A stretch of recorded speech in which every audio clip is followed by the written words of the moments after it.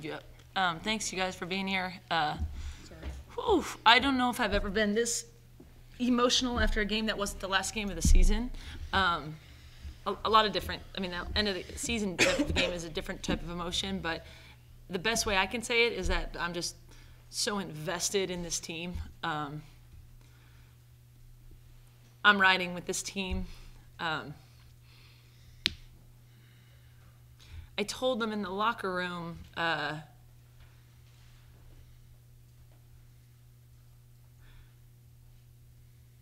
you know, we all have conversations after the game. You know, you can call and make commentary on the officiating, whatever. I said, I'm inclined to do that, but I'm not going to do that right now because I'm going to talk about our team.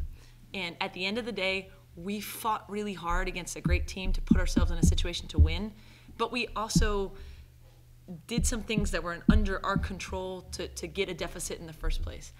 And this conference is really, really good. I would be very truthful if you look every single time and say, gosh, like, that's a toss-up game. Gosh, this game's going to be really hard to win.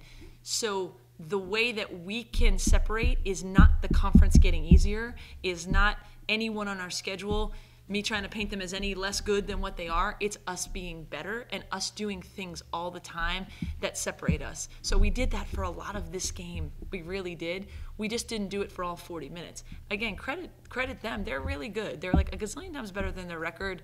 But they also did their version of them really well, and we didn't handle the things that they do well early on. So that's on us. You know, I thought there were some things down the stretch that should have gone differently.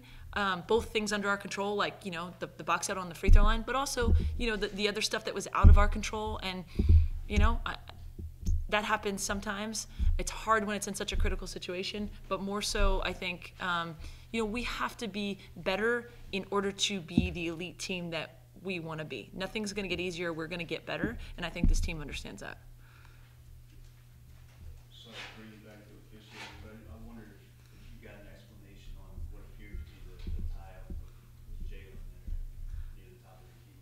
I did not. I was able to talk to the other two officials that weren't involved in it, and like, I was incredibly calm. You know, I even like literally was on the verge. I said, tell me what I can say to not get a T, to not get in trouble. Like, I really want to know. And one official said they didn't see the play, it wasn't, and the other person said it wasn't his call and area. So the person that was involved, it didn't rotate around where he was near me. But so I got zero explanation whatsoever. And it was kind of a back-to-back thing, right? Because there was that call, which, you know, lost us possession, gave them a run out, and then the next call right after that was a critical one with, you know, what looked like a block shot by Kristine.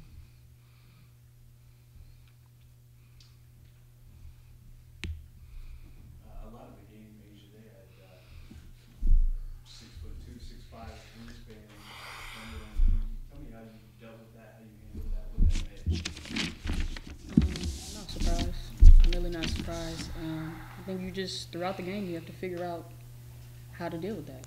Whether, you know, me taking the ball up, whether me off the ball, and just having adjustments. And I think we did pretty good with that. Of course, doing better in the first half, but just making adjustments.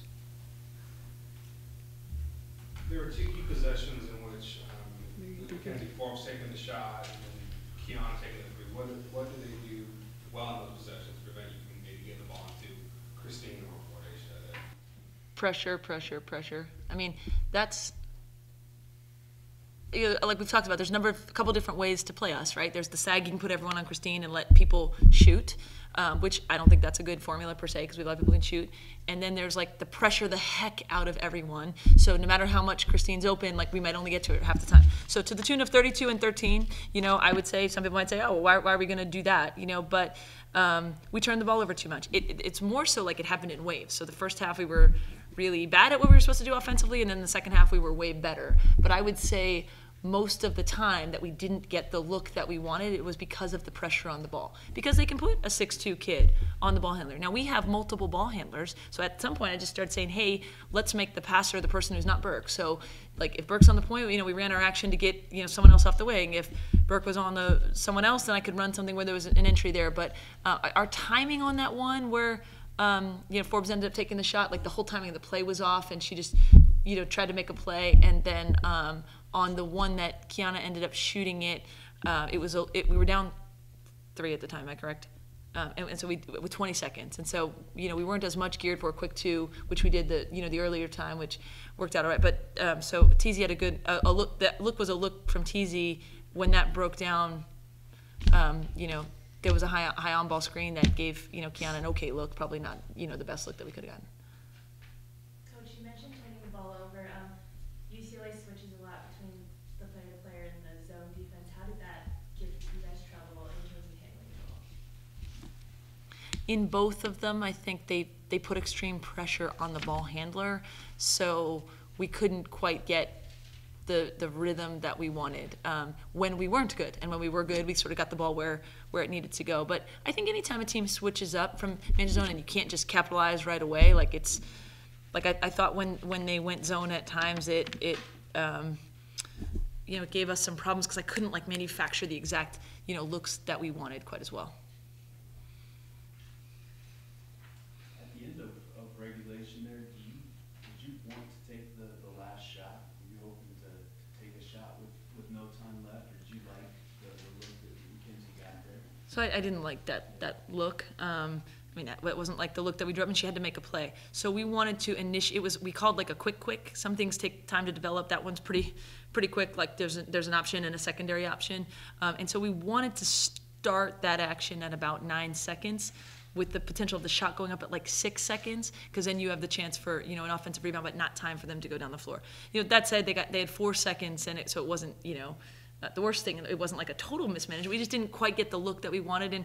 And to be honest, like if there's someone who's going to kind of make something out of nothing, Kenzie's a pretty good one to do that. So it's not what I drew up per se, but the ball in her hands is not a bad thing. I will say, like, the kid is good.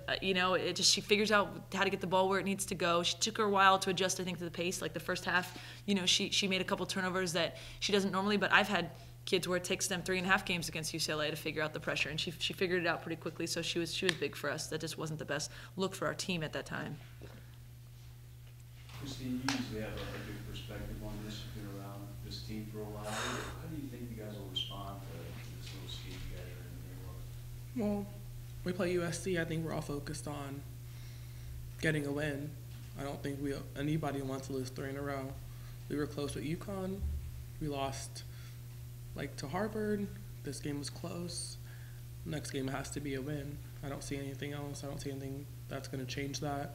Our mentality is focused. We're focused. I believe in this team. Again, we're going to do damage in the pack. I think we got our feet wet. With this game, we were down 10 at half. We got back into the game. I think we understood what it took to get back in the game, and we just couldn't finish it. There's bad plays by us. Again, if we're not down by 10, we win the game. So next time we play them, it's gonna be a different result. I think we're all focused on USC. We're focused on everyone else now. We know how it feels to lose, but it's not gonna happen. And it's not gonna happen like this again. If we lose, it's not gonna happen like this. Both of you are senior leaders for the team, and so when you face adversity as a team, what are you doing, or what is the team doing together to hold the team together? Because things start to crack a little sometimes when things get tough. I'm pretty sure they'll look at us. We've been through this before, so we know we know how to react to that. We know how to get our team to focus on the next one and change what we need to change from the last one in the game before. They have to look to us. So we have to be the ones to be like, we're okay, we're fine. Don't get them all rattled up.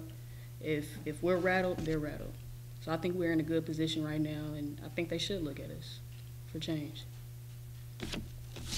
What was the key in that third quarter? You guys scored 23-11. What was the key in that third quarter you just talked about? Yeah, damn, this is a real our third quarters are our best quarters because we realize that we don't want to lose.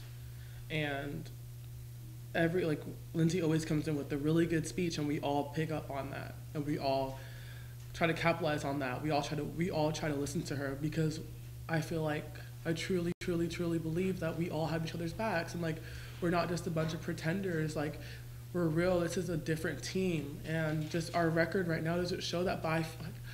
I really believe in this team, and I really believe in us, and I really believe that. Okay, we lost today, but that's not the end of us. Like you saw how we played against UConn, you saw how we played in the beginning of the season, you saw how we closed out to St. Mary's. I think, okay, like the calls are subjective, but at the end of the day, like we should have been up. Like it shouldn't have been those calls deciding the game. It should have been us being up from the jump. It should have been us not turning the ball over. We are a mature, grown team. I think we all want to win. I think in the past it's not been like that. We've all wanted to win, but we didn't know how to win. I think this year we know how to win. And again, we have newcomers, Versailles, Kenzie, and this is their first time playing like in the pack. Versailles played at UCLA, but this is like really like she's like one of our leaders. We all look up to her to say something at halftime.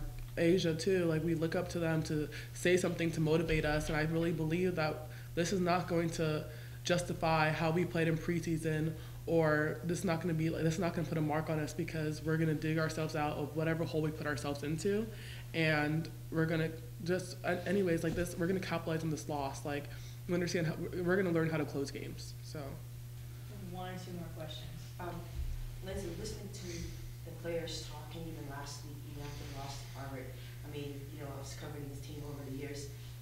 It's like, you know, you say these things, but it's not like you're just saying it. It's like we really believe you. And does that, and you're saying that as well, does that take any pressure off of you and the quick turnaround in such a competitive conference, and you don't have to, you know, not reteach, but hammer in, you know, we have to stay the course, and, you know, all the stuff you say in a short turnaround. Yeah. Do you feel it takes some of the edge off of you? Yeah.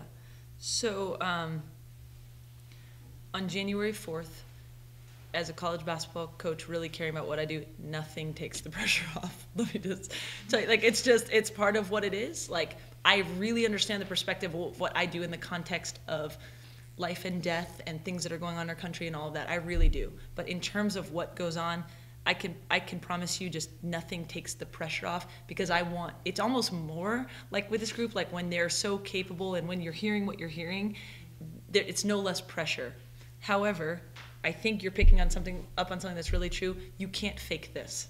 She doesn't have a fake bone in her body. She doesn't have a fake bone in her body. So if they didn't believe it, they wouldn't say it. As much as MC tries to, you know, give them some good tips on the way up here, Kristine's not gonna say what she doesn't believe in her heart, right? And neither's TZ. And so, less pressure? No.